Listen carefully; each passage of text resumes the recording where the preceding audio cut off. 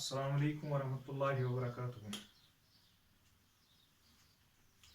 This is standard 8th. The topic is here changes during adolescence. In the previous topic, we have discussed the first change, that is change in body height.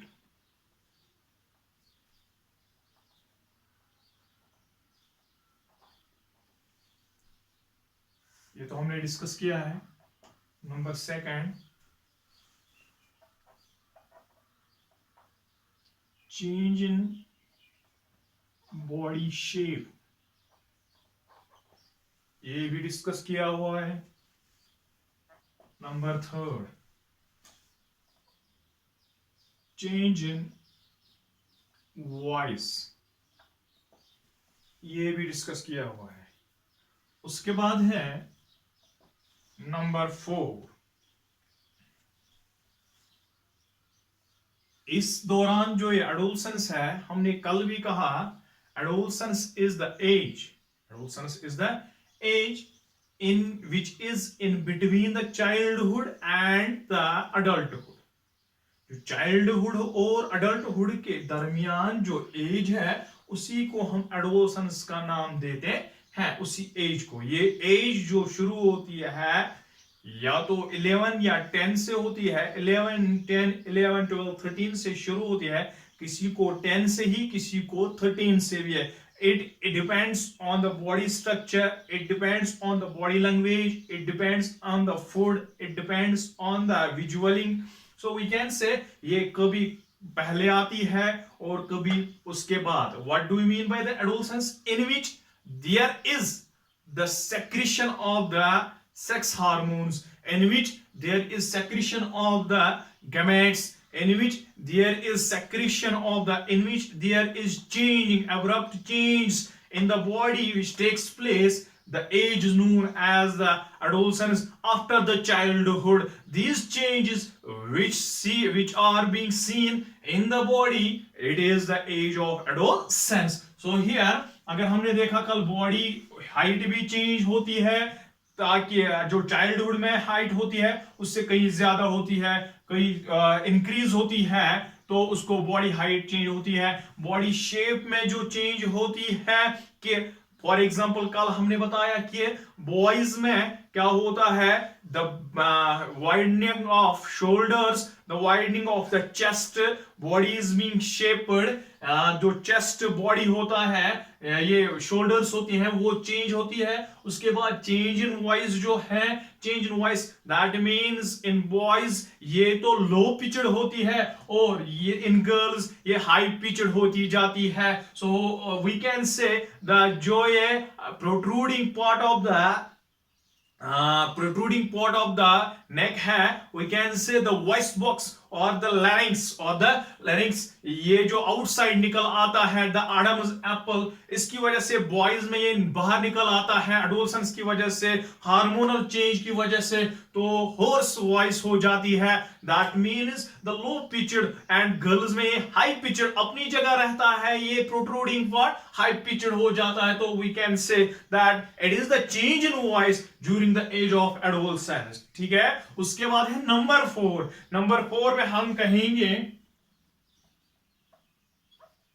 increased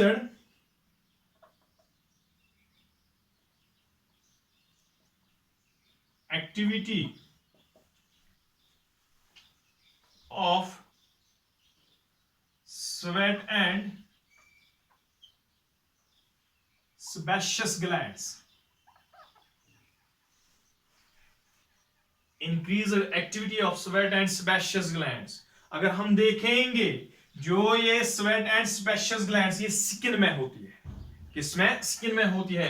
क्या होता है, जो ये adolescence as है, अगर हम देखेंगे बचपन में उतना स्वेट नहीं. अगर हम देखेंगे कि अगर हम एडोलसेंस एज में आ चुके हैं, अगर हम कोई फिजिकल एक्टिविटी करेंगे, चाहे प्लेग्राउंड में खेलना है, चाहे एक्सरसाइज करनी है, चाहे कुछ और काम, घर का काम करना होता है, तब तो बहुत ज्यादा स्वेट निकल आता है, कपड़े गीले हो जाते हैं. हम क्या कहेंगे, the sweat glands are more functional now. It is during the age of adolescence. अगर हम इंक्रीज्ड एक्टिविटी कहेंगे, इनका काम बहुत ज्यादा हो गया है। स्वेट ग्लैंड्स का, सेबेशियस ग्लैंड्स, ये भी किस में होते हैं? स्किन में। Just like we can say, जो ये अगर हम देखेंगे in the adolescence age, in both boys and girls, the face or the body has shown some activities that we can say, उसकी बॉडी पे, उसके स्किन पे क्या निकल आते हैं? अक्सर बेशतर पिंपल्स निकल आते हैं। अक्सर बेशतर क्या आगे निकल आते हैं? पिंपल्स। चेहरे पे पिंपल्स, बॉडी पे पिंपल्स निकल आते हैं। What do you mean by this? आपको घबराना नहीं है इससे कि why these pimples are coming out abruptly. It is due to the age that has reached, that is the adolescence. किसकी वजह से है ये? adolescence की वजह से कि पिंपल्स निकल आते हैं। जो हम कहेंगे ये पिंपल से नहीं घबराना है, मोर स्वेटिंग से नहीं घबराना है। क्यों? क्योंकि हम दाखिल हो चुके हैं किस एज में? एडोलसेंस एज में। सो वी कैन से, तो increase activity of sweat and sebaceous glands भी कौन सी चेंज है? That is the change occurred in the age of adolescence. Number 5,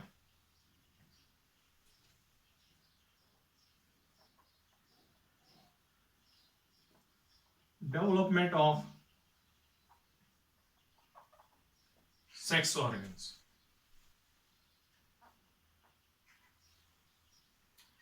What are sex organs? वो दूसरे, एक तो सेक्स ऑर्गन्स है, प्राइमरी सेक्स ऑर्गन्स है, एक तो सेकेंडरी सेक्सुअल ऑर्गन्स है। We can say that the primary sex organs are that very organs which help the organism to produce the gametes. Primary sex organ, just like हमने पिछले chapter में भी पढ़ा है कि प्राइमरी सेक्स ऑर्गन्स गोनैड्स को कहते हैं। किनको कहते हैं? गोनैड्स को। अगर हम देखेंगे in males and females, in boys and girls, we can say जो ये सेक्स ऑर्गन्स है, इसमें इन बॉयज तो टेस्टिस हैं, ये तो प्राइमरी सेक्स ऑर्गन है। इन गर्ल्स में क्या है? ये है ओवरीज। ये भी गोनैड्स कहलाते हैं या सेक्स ऑर्गन्स। टेस्टिस वो ऑर्गन्स है जो क्या करते हैं? स्पर्म या गैमेट्स क्या करते हैं? इनका टेस्टिस का गैमेट है, मेल का गैमेट है स्पर्म, एंड द ओवरीज का गैमेट है the egg or the ova. We can say that the ovaries as well as the testes secrete the gametes which are later fused to reproduce an organism. जो है testis है, ovaries है, ये primary sex organs हैं। हम क्या कहेंगे? Development of sex organs, primary भी और सेकेंडरी भी। Just like we can say in the males, the sex organ is penis here. We can say that it is also being, in boys it is also being grown more. We can say growth takes place in the penis of the males, in the penis of the, we can say the boys, and in girls we can say vaginal development, we can say the fallopian development. In boys we can say that means epididymis development. In boys we can say that it is the urethral development. We can say that it is the development, overall development of the sex organs. आप देखे होंगे कि in the age of what happen, जो है अगर हम childhood में इतनी डेवलपमेंट नहीं थी सेक्स ऑर्गन्स में, अब ये डेवलपमेंट होने लगी। अब हम कहेंगे कि हम किस एज में आ चुके हैं? एडोलसेंस में। अगर आप ये चेंज देखोगे तो आप देखना, आप बोलना कि हम एडोलसेंस में पहुंच चुके हैं। We can say it is the change during the adolescence. So number 5 is development of sex organs. Development of sex organs. अगर हम देखेंगे, अगर हम adolescent boys में टेस्टिस तो स्पर्म सेक्रेट करते हैं, एंड इन गर्ल्स ये भी एक चीज है कि डेवलपमेंट ऑफ सेक्स ऑर्गन में जब ओवरीज डेवलप होगी, तब तो क्या होगी, मैच्योर्ड एग्स सेक्रेट करेंगी, और जब मैच्योर्ड एग्स किस में आएंगे, यूटेरस में आएंगे, तब इसी एज में, एडोलसेंस एज में, इन गर्ल्स में मेंस्ट्रुअल साइकिल शुरू होता है, तब तो वजाइनल ब्लीडिंग शुरू होती है. That very is the cause of the adolescence. That very when the girls show the menstrual cycle, the monthly cycle, the vaginal bleeding, you should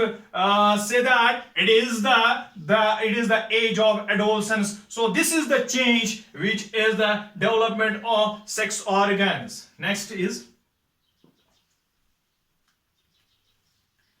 reaching mental, intellectual and emotional maturity.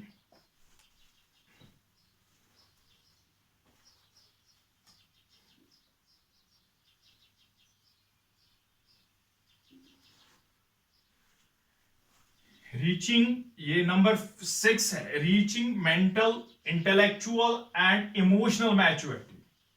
अगर हम देखेंगे mental, अब हम फैसला ले सकते हैं, जैसे कि आप क्लास में इससे पहले देख सकते थे, अगर आपको टीचर क्लास में आता तो ठीक, अगर नहीं तो आप खुश हो जाते थे, ठीक है. लेकिन अब क्या है, अगर आप मेंटली मैच्योर हो चुके हो, किसकी वजह से, अगर आपको यह जहन आ गया कि टीचर क्लास में क्यों नहीं आया, हमारा टाइम जाया होता है, हमने क्या करना है, that is the mental activity, mental maturity. That is a mental maturity. Intellectual, that means अगर किसी को आपको क्या देना होगा, कि कोई सलाह देनी होगी, उस सलाह में या हम ये देख कहेंगे कि आपको किसी को मशवरा देना होगा, तो आप उस मशवरे में क्या होगा, उस नसीहत में क्या होगा, उसमें नसीहत होगी कि अच्छा क्या है, बुरा क्या है, अच्छा क्या है, बुरा क्या है. आप उस टाइम किस पे पहुंच चुके होंगे, intellectual maturity. Intellectual maturity. So हमने क्या देखना है यहां, कौन सी चेंज होगी. अगर हमें मेंटल मैच्योरिटी पे पहुंच चुके हैं, हम कहेंगे हम एडोलसेंस एज में हैं. अगर हम इंटेलेक्चुअल, कोई फैसला, अच्छा फैसला कर सकते हैं, कोई मशवरा दे सकते हैं घर वालों को, अपने दोस्तों को, अपने रिश्तेदारों को, हम कहेंगे हम किस पे पहुंच चुके हैं, इंटेलेक्चुअल मैच्योरिटी पे. इमोशनल, कभी तो आपको दुख होता है कि या कभी आप सोच में लग जाते हो, इमोशनली आप मैच्योर हो चुके हो कि आपको घबराना नहीं है, कि कभी कभार आपको जो हार्ट है, हार्ट बीटिंग राइज होती है, it is due to the emotional maturity. आपको फीलिंग्स आती हैं बहुत ज्यादा, that is the emotional maturity. Love for parents, love for other people, we can say it is the emotional maturity. It is due to that you have reached, you have taken a step towards the adolescence age, you have now put forth in the adolescence age. तो अगर हम देखेंगे ये भी change है कि आप mentally mature हो चुके हो, आप इंटेलेक्चुअली मैच्योर हो चुके हो. गलत क्या है, सही क्या है. इमोशनली आपके feelings for the love, feeling sad feelings and happy feelings, you see, you can describe them, you can see which thing is good, which thing is, you can differentiate which thing is good, which thing is bad. It is also the intellectual feeling and emotional maturity. Emotionally आपको घबराना नहीं है कि heart beating ज्यादा हो गई है, आपको घबराना नहीं है, आप कभी रो लोगे, आपके आंसू निकल आएंगे, आपको घबराना नहीं है. ये एज कितनी तक है कि अगर हम देखेंगे टीन एज है, अब उस टाइम क्या पहुंच चुके होंगे आप, emotional maturity. Hope you have understanded it. We can say these are the changes which takes place during the age of adolescence. Thank you.